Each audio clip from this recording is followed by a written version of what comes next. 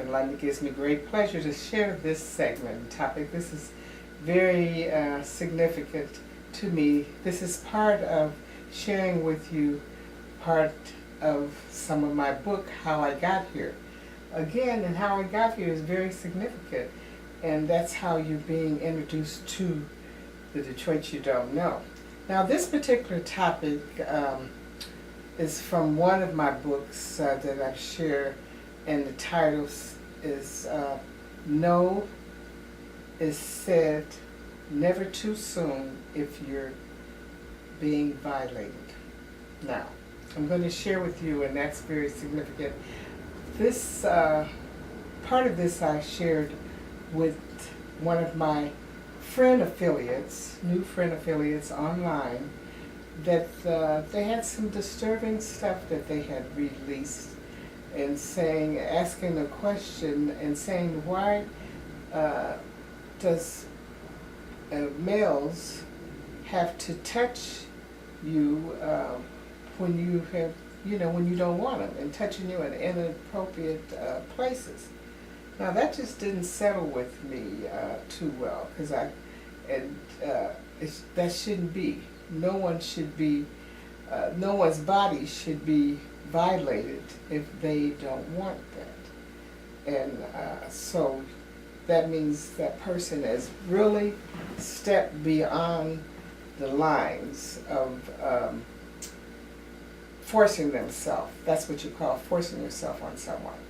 And I can speak about that very openly now as being a woman, a mature woman that's almost approaching the age of 70. And I'm very glad to say that, because that's a blessing to still be here, because a lot of individuals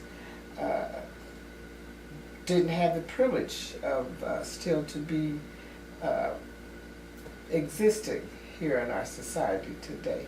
So a special acknowledgement, a shout out to people that have lost someone in any tragic way, or just lost them through natural death experience.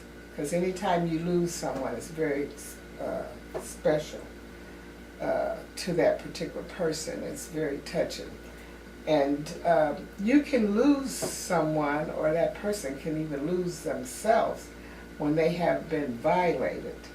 And as I address that, and I could share that, when I was the mere age of 8 years old, and I'm kind of talking now without even really, where my voice is not really cracking when I bring this.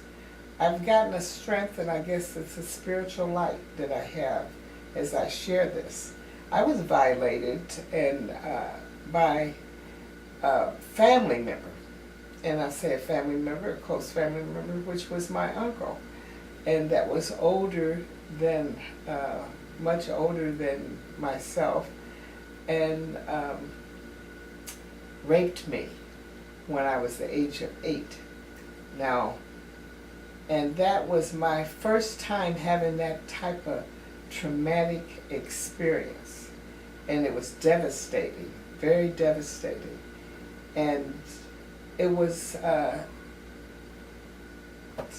held a secret. I was sworn to keep it a secret. And that was by my own family members that knew about it. And all my family didn't know about this. One in particular, my father, I share with you, and I talk, sharing, giving you an introductory, sneak peek introductory of my father, who was John D. Griffin. That's significant to me because that's where I came from, part of where I came from. Naturally, I had two parents. My mother, I was raised by both my parents, and that's very fortunate for a lot of people, because a lot of people didn't have that privilege to be raised by both of their parents. So that's a shout out. But again, that was very devastating to me at the age of 8 years old, to be raped, and to be raped by someone that you trust as an adult.